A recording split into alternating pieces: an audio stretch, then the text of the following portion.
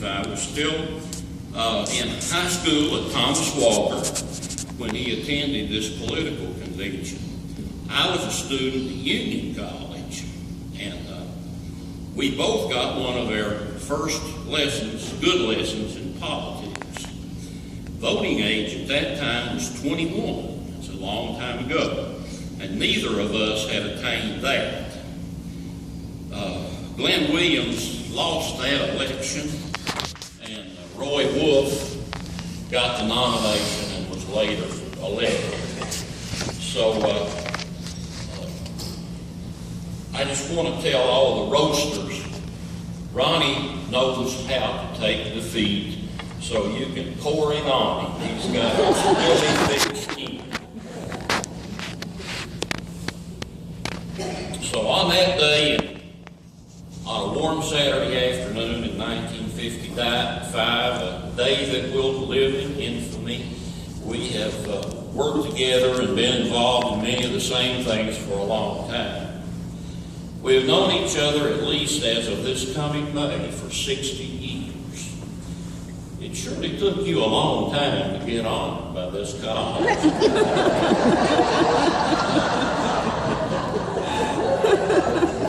Another thing we shared in a lot over the years was attending political conventions, and at one of these, we met a fellow that later became a good friend named Gene Bain.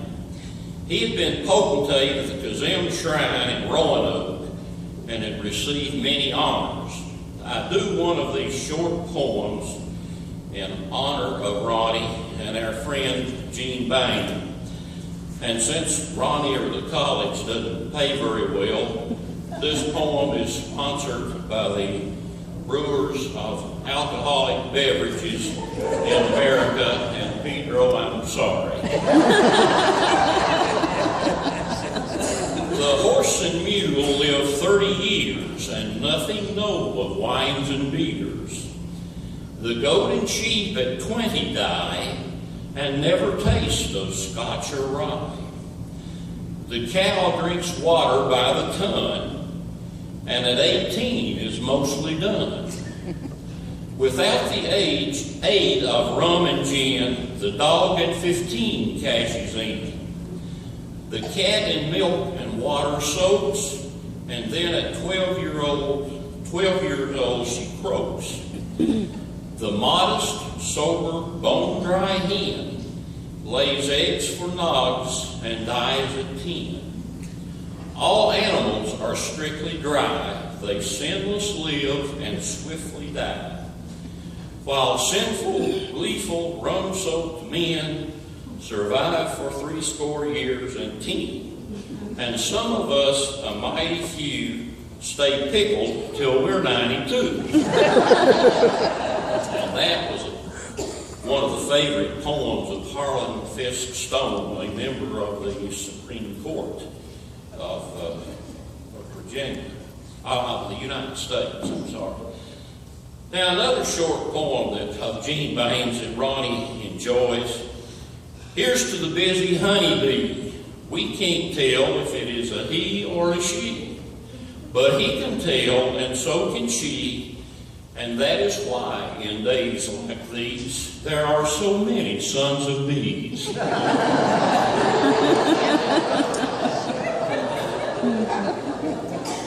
Now, as you can see, Ronnie and I are getting long in the tooth, and he was always a little bit vain about getting old, and he didn't want to be recognized as getting older.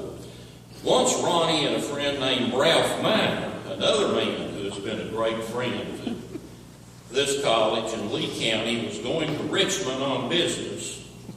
Now, if you ever travel with Ronnie anywhere near Wytheville, you know he's going to stop at the McDonald's in Wytheville for coffee.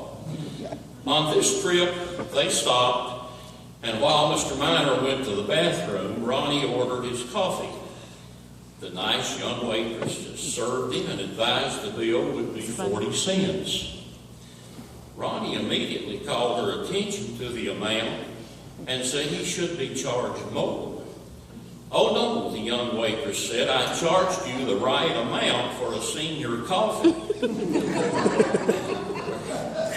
Ronnie immediately coal and said, "But I didn't ask for a senior coffee," and asked the wrong question. "How did you know to give me a senior discount?" The young waitress very innocently said, "Well, I was just going by your looks." Ronnie never replied. Ronnie has practiced law for about 40 years now and been very successful. However, all of his clients have not taken his advice. And this is a true story, not made up for this occasion. One very elderly lady from St. Charles had just inherited a small farm near Pennington and needed advice about how to make it productive. She explained to Mr. Montgomery that she had received advice to run cattle and explained to him that she needed help to purchase 10 cows and 10 bulls for her herd. Ronnie was not sure how to proceed for that advice, but finally explained that there would not be a need for 10 bulls, but that 10 cows and 1 bull would be sufficient. Mrs. Redding from St. Charles then explained to Mr. Montgomery that would not work. She did not want her cows to be as deprived as she had been all her life.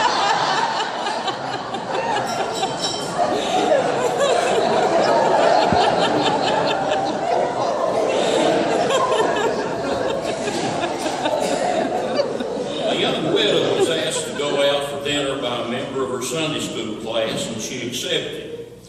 They went to a very fancy restaurant and had a wonderful meal. After the meal, she was asked if she would like a cigarette before the dessert. "Oh, of course not. What would I tell my Sunday school class if I did that?" After the dessert, her escort asked if she would like a drink before leaving. "Oh, of course not. What would I tell my Sunday school class if I did that?" As they left, they passed a luxury hotel, and her escort asked if she would like to spend the night there with him. She replied that sounded like fun and would be fine. Next morning, the escort asked, "Now, what are you going to tell your Sunday school class?" "Oh," she said, "I will tell them that you don't have to smoke or drink to have fun on a date."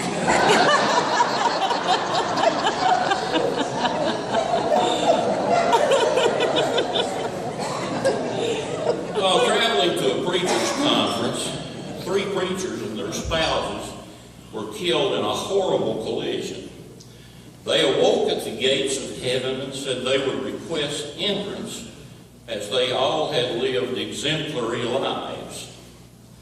The first preacher with his wife spoke to St. Peter at the gate. St. Peter examined the book and said, "Yes, both of you have lived exemplary lives. However, there is a problem. While you lived an exemplary life, you always coveted money.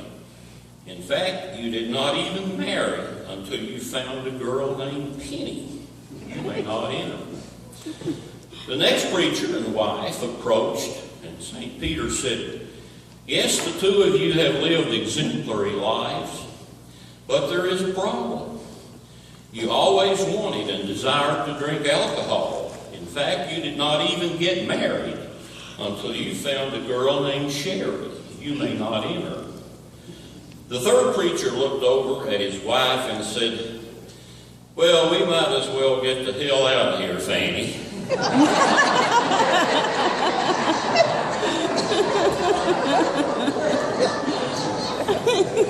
Well, Ronnie, it's been 60 years since that political convention in 1955 when we first met. Most of the people there with us have gone on to their reward, whatever that reward may be. It has been a great journey, and we have been blessed far greater than we deserve. May this Irish blessing control your life. May the road rise up to meet you. May the wind be always at your back.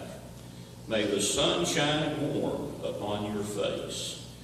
The rains fall soft upon your fields. And until we meet again, May God hold you in the palm of his hand. And as Red Skelton always closed his meetings, good luck and may God bless.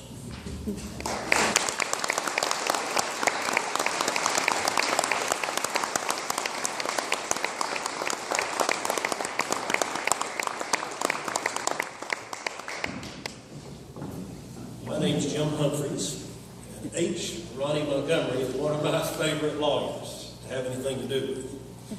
And I made some notes here of my comments tonight, Ronnie, because I suspected you would object if I used a teleprompter. Because of course, Ronnie, it's no secret that he's a Republican. But despite all the farming, all the practice of law, all the politics, one constant of Ronnie Montgomery is he has always had fun all along the way. And when George Allen was running for Senate in 2012, he called me about a reception that Ronnie was having for George down at his house. And, I had suggested to George that he might want to roast Ronnie at this reception down at his house. And he forgot what I told him to say, and he left me some material for you tonight. The material I planted for him was, I said, now you need to say that when you were governor, it came to your attention that there were a lot of auto accidents happening in Duffield. And so an investigation took place to find out what it was that was so dangerous about this stretch of road in Duffield. And the state police and VDOT conducted an extensive investigation, and they found that all the people who were wrecking were women. And then they concluded it was the billboard in Duffield. These women were passing the billboard and they couldn't keep their eye off the billboard and were wrecking. Now, right after the 1992 election, when Clinton was elected, I ran into Ronnie at the federal courthouse in Big Stone Gap. I was feeling dejected. I knew Ronnie was feeling dejected, and I had an attorney with me. I wanted to introduce Ronnie to this attorney, and the attorney was a Democrat. And as I was introducing Ronnie to this attorney, Ronnie had on his lapel the Jesus First pen. And I don't know why, I was just staring at this pen as I was introducing this attorney to Ronnie. And I said, now Ronnie, and I'm staring at this Jesus First pen as I'm introducing him, and I said, now Ronnie, you need to watch this guy here. He voted for Jesus. And Ronnie said, I might have voted for Jesus too if it had been on the ballot down in Lee County.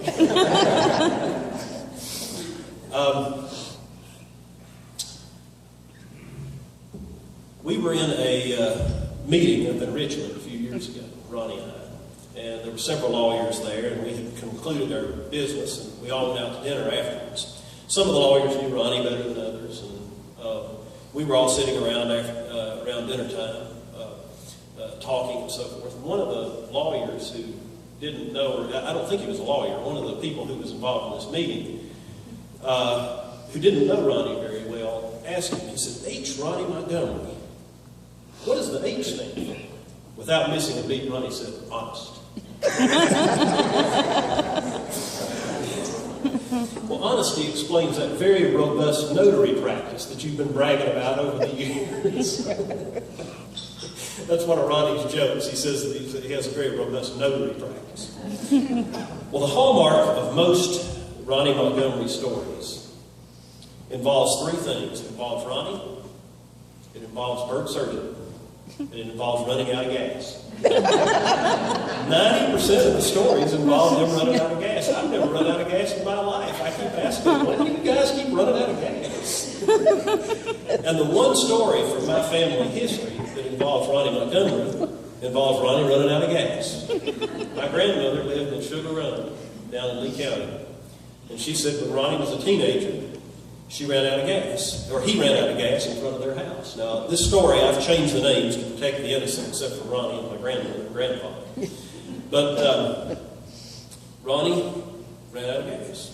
And so he, according to my grandmother, and she was telling the story about 20 years ago, And Ronnie ran out of gas in front of my grandparents' house, and he came up on the front porch and asked my grandfather for gas.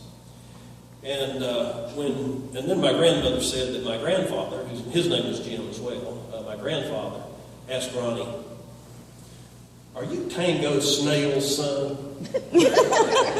Well, when my grandmother said that, my mother immediately said, "Dad would have never said something like that to Ronnie Montgomery. Dad was far too courteous to say such a thing to Ronnie."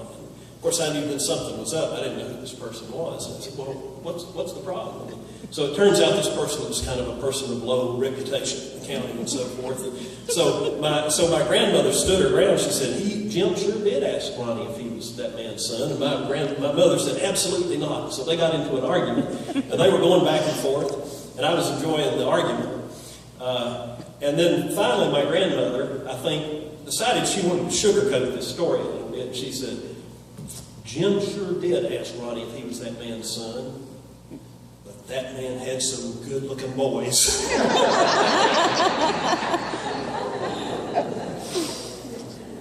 So back to where I started. With all the billboards and Votes for Jesus and H for Honest and the robust notary practice and that good-looking boy of a lowlife, you've had fun all along the way, buddy. And that is very important in having a good life. So I want to congratulate you on having a good life.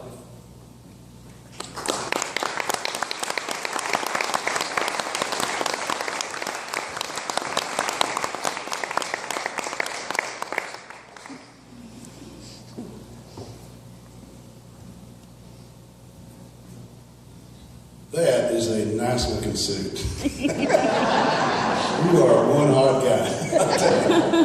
This is a great day. This is the greatest day since Byrd talked Norfolk Southern into donating a railroad caboose to the town of Pennington Gap. This is a great day.